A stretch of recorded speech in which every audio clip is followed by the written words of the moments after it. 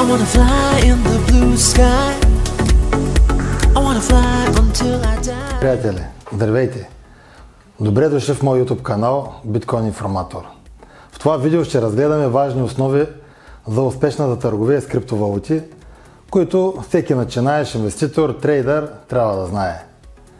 Ако искате да разберете как примерно да използвате платформата на TradingView, как да четем графики и да разпознаваме потенциално успешни на криптовалути, останете до края да се опитам да ви предам нещата така достъпно.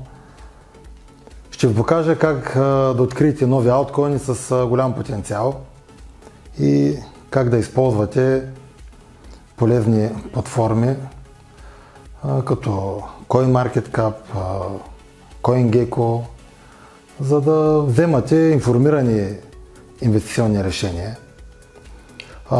Нищо от това, което казвам в видеото, не е финансов съвет и не трябва да бъде приемано като финансов съвет. Това са просто мои мисли и размисли. Да започваме. Основи на търговията с криптовалути. Много важен урок е, че всеки трябва да разбира основите на TradingView, основите на техническия анализ. Начинаещите често пропускат тези два, които избори горе, като TradingView и технически анализ, и се впускат директно в инвестиции.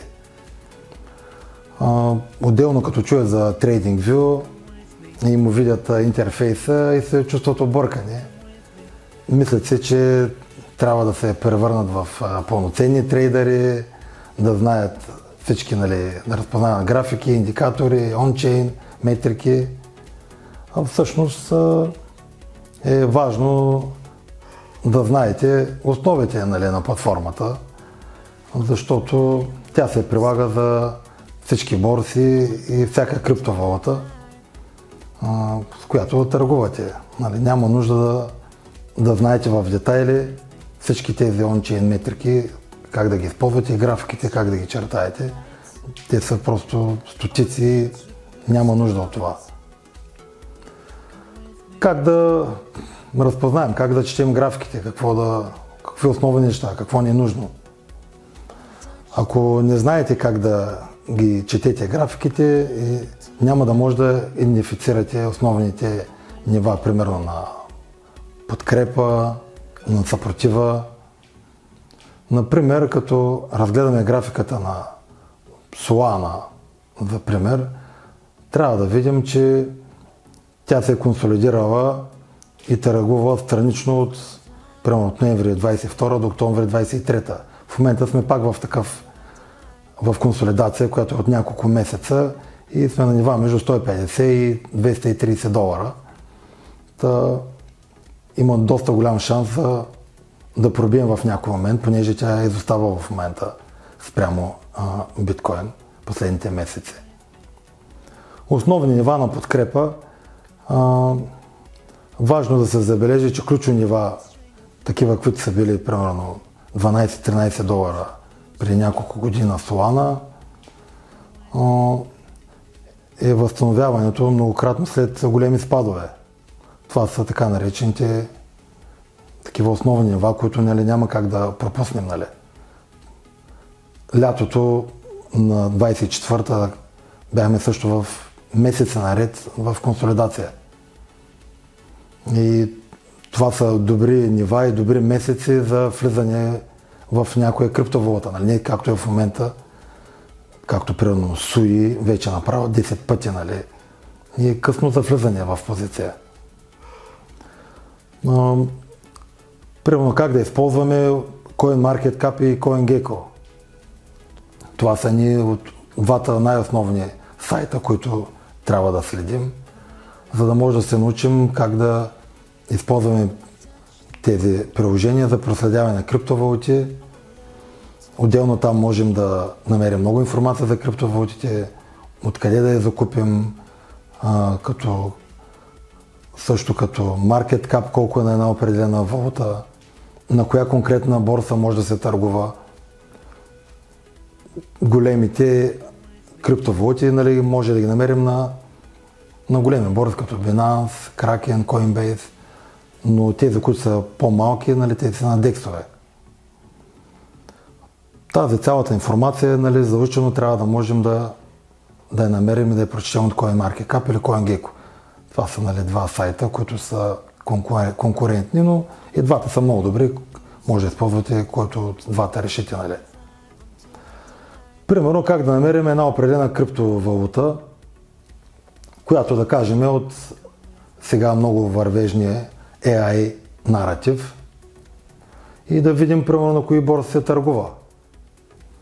Нали, от тази графа са примерно Render или Near, Fetch. Нали, това са много така популярни наративи от много популярни криптовалути от наратива AI. Тях може да намерим на Binance, на Coinbase, на Kraken. Не трябва да се плашим от това, примерно, че има, нали, много голямо разнообразие.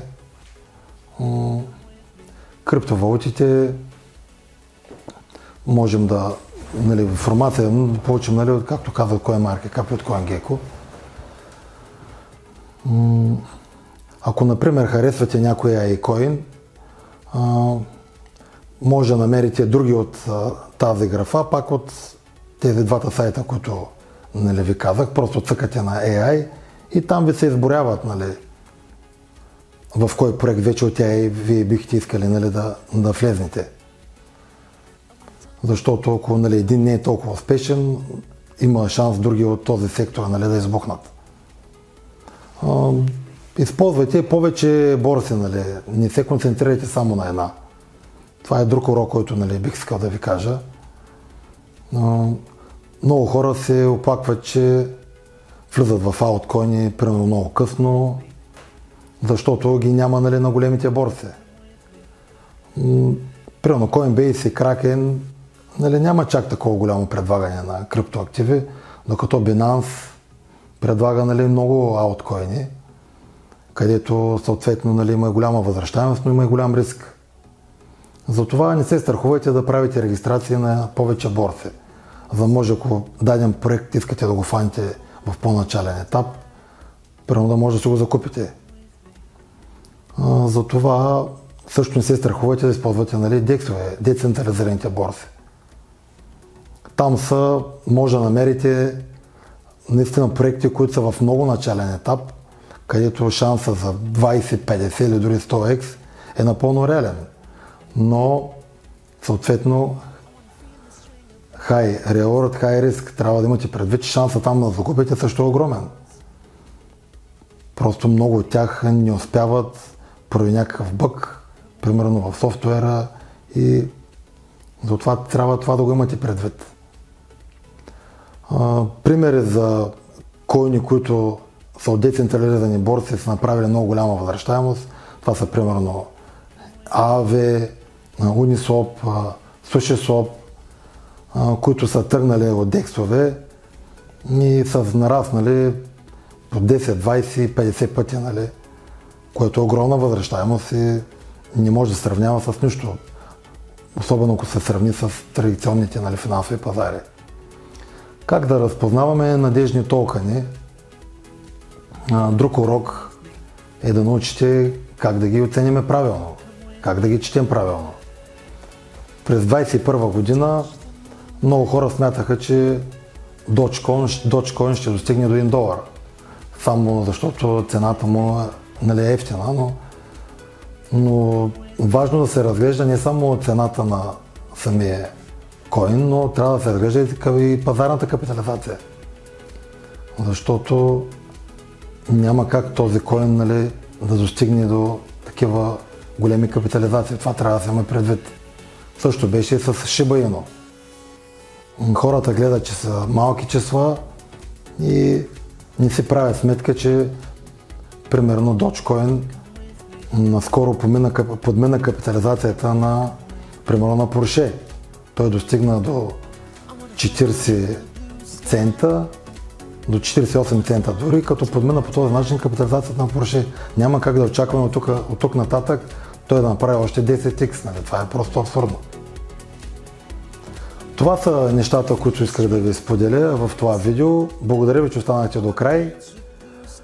Моля, абонирайте се за канала. Ако имате някакви въпроси, моля долу в коментарите.